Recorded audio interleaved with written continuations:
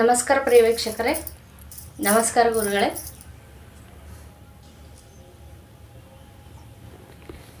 ಗುರುಗಳೇ, ಈಗಾಗಲೇ ನಾವು ಗುಲಗಂಜಿ ಬಗ್ಗೆ ಸಾಕಷ್ಟು ವಿಷಯಗಳನ್ನ ವೀಕ್ಷಕರಿಗೆಲ್ಲ ತಿಳಿಸಿದ್ದೀವಿ. ಹಾಗೆ ಇವತ್ತು ಬಿಳಿ ಗುಲಗಂಜಿ ಬಗ್ಗೆ ಹೇಳ್ಕೊಡಿ. ಬಿಳಿ ಗುಲಗಂಜಿ ಧನಾಕರ್ಷಣೆಗೆ ಉತ್ತಮ ಅಂತ ಹೇಳ್ಬೋದು. ಇನ್ನು ಲಕ್ಷ್ಮಿ ಆಕರ್ಷಣೆ ಇದೆಲ್ಲ ಹೀಗೆ ಬರುತ್ತೆ. ಇನ್ನು ಜನಾಕರ್ಷಣೆ ಕೂಡ ಇದರಿಂದ ಆಗುತ್ತೆ. ಇದ್ರದ್ದು ಬೇರು ಕಾಂಡ ಆಗಲಿ ಪ್ರತಿಯೊಂದು ಉಪಯೋಗಕ್ಕೆ ಬರುತ್ತೆ.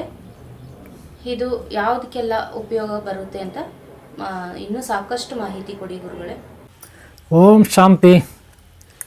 ವೀಕ್ಷಕರೇ, ಭಕ್ತರೇ, ಅಭಿಮಾನಿಗಳೇ, ಗುಲಗಂಜಿಗಳ ಕಲ್ಲರ್ ಬೇರೆ ಬೇರೆ ಕಲ್ಲರ್ ಇರುತ್ತೆ. ಯಾವ್ಯಾವ ಕಲ್ಲರ್ ಗುಲಗಂಜಿ, ಅದಕ್ಕೇನೇನು ಶಕ್ತಿ ಇರುತ್ತೆ ಅನ್ನೋದನ್ನು ಕೇಳ್ತಿದ್ದಾರೆ. ಇದು ನಿಮ್ಮಲ್ಲೂ ಸಹ ಇರ್ತಕ್ಕಂಥ ಒಂದು ಸಂದೇಹ. ಕೆಲವ್ರಿಗೆ ಇದ್ರ ಬಗ್ಗೆ ಒಂದಷ್ಟು ಮಾಹಿತಿ ಗೊತ್ತಿರುತ್ತೆ ನಿಮ್ಮಲ್ಲಿ, ಇನ್ನು ಕೆಲವರಿಗೆ ನಿಮ್ಮಲ್ಲಿ ಗೊತ್ತಿರಲ್ಲ. ನಿಮಗೆ ಇದರ ಬಗ್ಗೆ ಗೊತ್ತಿಲ್ಲ ಅಂದರೆ ಈಗಾಗಲೇ ಭಾಗ 1,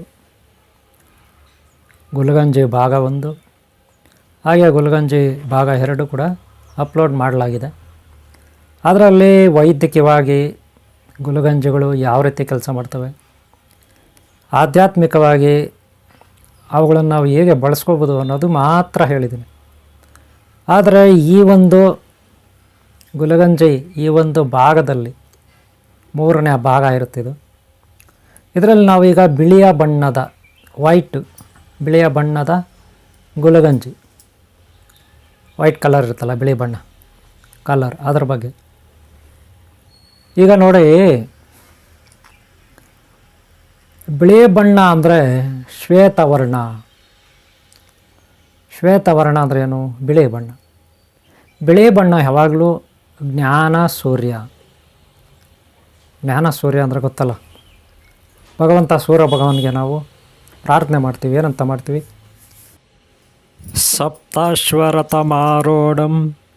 ಪ್ರಚಂಡಂ ಕಶ್ಯಪಾತ್ಮಜಂ ಶ್ವೇತಪದ್ಮಧರಂ ದೇವಂ ತಂ ಸೂರ್ಯಂ ಪ್ರಣಮಾಮ್ಯಹಂ. ಶ್ವೇತಪದ್ಮಧರಂ ಅಂದರೆ ಬಿಳಿ ಬಣ್ಣ. ಶ್ವೇತ ಅಂದರೆ ಬಿಳಿ ಬಣ್ಣದ ಹೂವು ಹಿಡ್ಕೊಂಡಿರೋವನು ಕೈಯಲ್ಲಿ ಅಂತ. ಸಪ್ತಾಶ್ವರಥ ಅಂದರೆ 7 ಕುದುರೆಗಳನ್ನು ರಥಗೆ ಕಟ್ಕೊಂಡು ಆ ರಥದಲ್ಲಿ ಹೇರಿ ಬರ್ತಕ್ಕಂಥವನು. ಈ ರೀತಿ ಆ ಒಂದು ಪ್ರಾರ್ಥನೆ ಇರುತ್ತೆ. ಇಲ್ಲಿ ಯಾಕೆ ಹೇಳಿದೆ ಅಂದರೆ, ಶ್ವೇತ ಪದ್ಮ ಅಂದರೆ ಬಿಳಿಯ ಬಣ್ಣದ ಹೂವು, ಕಮಲ ಕೈಯಲ್ಲಿ ಹಿಡ್ಕೊಂಡಿರ್ತಾನೆ. ಯಾರು? ಸೂರ್ಯ ಭಗವಾನ. ಅಂದರೆ ಜಗತ್ತಿಗೆ ಬೆಳಕು ಕೊಡೋನು. ಅಷ್ಟೇ ಅಲ್ಲ, ಜ್ಞಾನ ಸೂರ್ಯ. ಗುರುವು ಯಾರಿಗೆ? ಗುರುವು ಹನುಮಂತ ದೇವರಿಗೆ ಗುರುವು ಸೂರ್ಯ ಭಗವಾನ ಅಲ್ವಾ? ಹೌದಾ ಇಲ್ವಾ? ಹಾಗೆ ತಾರಾಮಾತಾ ಗುರುದೇವ್ ಬೃಹಸ್ಪತಿ ಅಂತ. ದೇವತೆಗಳಿಗೆ ವಿದ್ಯೆ ಕೊಡೋದು ಯಾರು?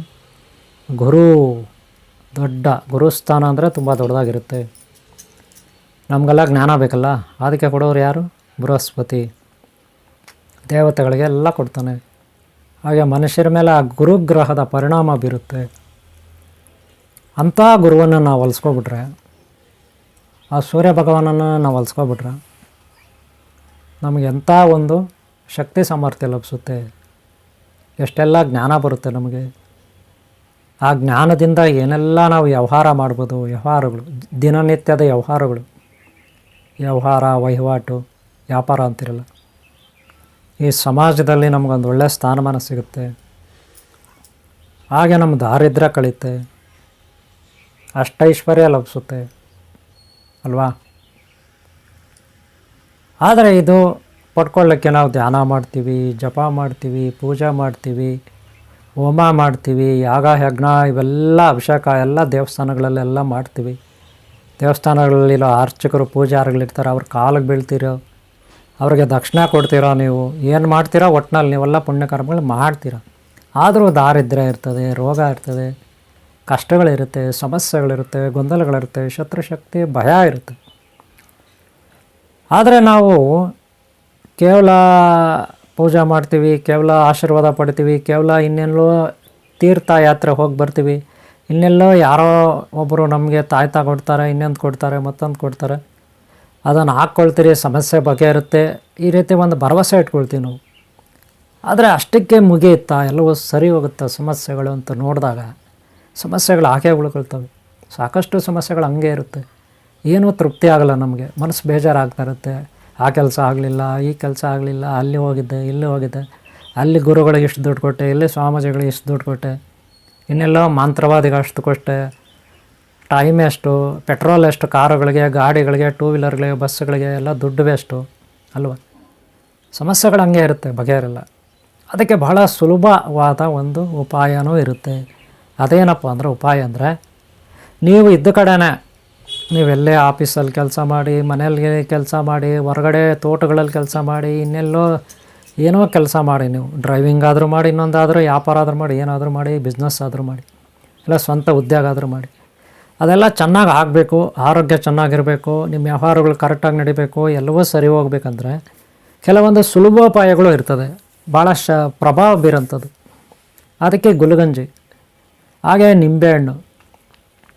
ನಿಂಬೆಹಣ್ಣು ಕೆಲವರು ಜೋಬಲ್ಲಿ ಇಟ್ಕೊಂಡು ಕೈಯಲ್ಲಿ ಇಟ್ಕೊಂಡು ಓಡಾಡ್ತಾರೆ, ನಿಮ್ಗೆ ಗೊತ್ತಿರ್ಬೋದು. ಆದರೆ ಇವೆಲ್ಲಕ್ಕಿಂತೂ ತುಂಬ ಪವರ್ಫುಲ್ ಅಂದರೆ ಗುಲ್ಗಂಜಿ. ಅರ್ಥ ಮಾಡ್ಕೊಳ್ಳಿ, ಗುಲ್ಗಂಜಿಗಳಲ್ಲಿ ಬೇರೆ ಬೇರೆ ಕಲ್ಲರ್ ಇರುತ್ತೆ. ಅದರಲ್ಲಿ ಬಿಳಿ ಬಣ್ಣ, ಹಸಿರು ಬಣ್ಣ, ಕೆಂಪು, ಕಪ್ಪು ಇತ್ಯಾದಿ. ಇಲ್ಲಿ ನಾನು ಇಷ್ಟೊತ್ತು ಹೇಳಿದ್ದು ಬಿಳಿ ಬಣ್ಣದ ಗುಲ್ಗಂಜಿಗೆ ಸಂಬಂಧಪಟ್ಟ ವಿಚಾರ. ಗುರು, ಸಂಧ್ಯಾ ಮಾತಾ ಸೂರ್ಯ ಭಗವಾನ, ಹಾಗೆ ಸರಸ್ವತಿ, ಜಗನ್ಮಾತೆ ಯಾರು? ಮಹಾ ಸರಸ್ವತಿ, ವಿದ್ಯಾಮಾತೆ. ಈಗ ಈ ಸೃಷ್ಟಿ ಬಂದು ಬ್ರಹ್ಮನಿಂದ ನಿರ್ಮಾಣ ಆಗಿದೆ. ಇಲ್ಲಿ ಪಕ್ಷಿಗಳು, ಗಿಡಗಳು, ಮರಗಳು, ಮನುಷ್ಯರು, ದೇವತೆಗಳು, ದೈತ, ರಾಕ್ಷಸಾದಿ, ಭೂತ ಪ್ರೇತ, ಪಿಶಾಚಾದಿಗಳು ಇರ್ತವೆ. ನಾವು ಮನುಷ್ಯರಾದವರು ಇವುಗಳ ಮಧ್ಯೆ ಸಿಕ್ಕಾಕೊಂಡು ಭಯಭೀತರಾಗಿ ಬದುಕ್ತಾ ಇರ್ತೀವಿ ಅಲ್ವಾ. ನಮಗೆ ಏನೋ ಬೇಕು ಅದು ಆದಷ್ಟು ಬೇಗನೆ ಆಗಬೇಕು. ಹಾಗೆ ಯಾವುದೋ ಸಮಸ್ಯೆಗಳು ಆದಷ್ಟು ಬೇಗನೆ ದೂರ ಆಗಬೇಕು. ಅಂದರೆ ಸಮಸ್ಯೆಗಳು ದೂರ ಆಗಬೇಕು, ರೋಗಗಳು ದೂರ ಆಗಬೇಕು, ದಾರಿದ್ರ್ಯ ನಿವಾರಣೆ ಆಗಬೇಕು, ಶತ್ರುಗಳು ಸರ್ವನಾಶ ಆಗಬೇಕು ಅಥವಾ ಇನ್ನೂ ದೂರ ಆಗಬೇಕು. ಅದಕ್ಕಿರೋದು ದಾರಿ ಅಂದರೆ ಏನು? ನಮ್ಮಲ್ಲಿ ಒಂದು ಶಕ್ತಿ ಇರಬೇಕು. ಅದಕ್ಕೇನು? ಆಲ್ರೆಡಿ ನಾವು ಪ್ರಯತ್ನ ಪಟ್ಟಿದ್ದೀವಿ, ಎಲ್ಲ ಕಡೆ ಹೋಗಿ ಅಲ್ಲಿ ಬಂದು ಇಲ್ಲಿ ಬಂದು ಅವ್ರನ್ನ ನೋಡಿ ಇವ್ರನ್ನ ನೋಡಿ, ಅಲ್ಲಿ ಹಣ ಸುರಿದು ಇಲ್ಲಿ ಹಣ ಸುರಿದು ಅಲ್ಲಿ ಖರ್ಚು ಮಾಡಿ, ಅದ್ರ ಸಮಸ್ಯೆಗಳು ಸರಿಯಾಗಿ ಬಗೆಹರಿತಾ ಇಲ್ಲ. ಅದಕ್ಕಿರೋದು ಗುಲ್ಗಂಜಿಗೆ ಏನು ದುಡ್ಡು ಖರ್ಚಾಗುತ್ತಾ ಜಾಸ್ತಿ? ಏನೂ ಇಲ್ಲ, ವೆರಿ ಸಿಂಪಲ್ ಅಲ್ವಾ. ನಿಮ್ಮ ಆರೋಗ್ಯಕ್ಕೂ ಗುಲ್ಗಂಜಿ ಎಲೆ, ಬೇರು, ಕಾಂಡ, ತೊಗಟೆ ಇತ್ಯಾದಿ ಆಗುತ್ತೆ. ಆಲ್ರೆಡಿ ನಾನು ಪಾರ್ಟ್ 1 ವಿಡಿಯೋ ಗುಲ್ಗಂಜಿನಲ್ಲಿ ನೀವು ನೋಡಿಲ್ಲ ಅಂದ್ರೆ ನೋಡಿ, ಹಾಗೆ ಪಾರ್ಟ್ 2 ನೋಡಿ. ಅವು ನೋಡಿಲ್ಲ ಅಂದ್ರೆ ಅದರಲ್ಲಿ ಸಂಪೂರ್ಣವಾಗಿ ವಿವರಣೆ ಕೊಟ್ಟಿದ್ದೀನಿ ಆರೋಗ್ಯದ ಬಗ್ಗೆ, ಗುಲ್ಗಂಜಿಗಳು ಏತಕ್ಕಾಗಿದೆ ಅಂತ. ಈಗ ಇಲ್ಲಿ ನಾವು ಗುಲ್ಗಂಜಿ ವೈಟು, ಬಿಳಿ ಬಣ್ಣದ ಗುಲ್ಗಂಜಿ ಬಗ್ಗೆ ನಾನು ಮಾತಾಡ್ತಾ ಇದ್ದೀನಿ. ಈ ಬಿಳಿ ಬಣ್ಣ ಗುಲ್ಗಂಜಿಯಿಂದ ಗುರು ತಾರಾಮಾತ ಗುರುದೇವ್ ಶಕ್ತಿ ಒಲಿಯುತ್ತೆ, ಸಂಧ್ಯಾ ಮಾತಾ ಛಾಯಾ ಮಾತಾ ಸೂರ್ಯ ಭಗವಾನ್ ಒಲಿತಾರೆ, ಹಾಗೆ ಮಹಾ ಸರಸ್ವತಿ ಒಲಿತಾಳೆ. ಇಡೀ ಓಂ ಶಾಂತಿ ವೀಕ್ಷಕರೇ, ಈ ಭಾಗ ಇಲ್ಲಿಗೆ ಮುಗಿಸ್ತಾ ಇದ್ದೀವಿ. ಯಾಕಂದರೆ ವಿಡಿಯೋ ದೊಡ್ಡದಾಯಿತು, ನಿಮಗೂ ಆಯಾಸ ಆಗಿರುತ್ತೆ. ಮುಂದಿನ ಭಾಗದಲ್ಲಿ ಬಿಳಿ ಗುಲ್ಗಂಜಿ, ವೈಟ್ ಗುಲ್ಗಂಜಿ, ಅದರ ಬಗ್ಗೆ ಇನ್ನೂ ಹೆಚ್ಚಿನ ಮಾಹಿತಿ ಕೊಟ್ಟು ಬೀಜಾಕ್ಷರ ಮಂತ್ರವನ್ನು ಕೊಡ್ತೀನಿ, ತಪ್ಪದೇ ನೋಡಿ. ಮುಂದಿನ ಭಾಗ ನೋಡಿ, ಬಿಳಿ ಗುಲ್ಗಂಜಿಯ ಮಂತ್ರವನ್ನು ಕೊಡ್ತೀನಿ. ಬಿಳಿ ಗುಲ್ಗಂಜಿಯ ಬಗ್ಗೆ ಬೀಜಾಕ್ಷರ ಮಂತ್ರವನ್ನು ಮುಂದಿನ ಭಾಗದಲ್ಲಿ ಕೊಡ್ತೀನಿ, ತಪ್ಪದೇ ಮುಂದಿನ ಭಾಗ ನೋಡಿ. ಹಾಗೆ ಇನ್ನೂ ಹೆಚ್ಚಿನ ಮಾಹಿತಿಯನ್ನು ಕೊಡ್ತೀನಿ. ಓಕೆ, ನಿಮಗೆಲ್ಲರಿಗೂ ಒಳ್ಳೆಯದಾಗಲಿ. ಈ ವಿಡಿಯೋನ ಒಂದು ಲೈಕ್ ಮೂಲಕ ನೀವು ನಮಗೆ ಪ್ರೋತ್ಸಾಹ ನೀಡಿ. ಹಾಗೆ ಸಬ್ಸ್ಕ್ರೈಬ್ ಆಗಿಲ್ಲ ಅಂದರೆ ಹಾಕೊಳ್ಳಿ. ಹಾಗೆ ಪಾರ್ಟ್ 1, 2 ನೋಡಿಲ್ಲ ಅಂದರೆ ನೋಡಿ. ಓಕೆ, ಓಂ ಶಾಂತಿ, ಓಂ ಶಾಂತಿ, ಓಂ ಶಾಂತಿ.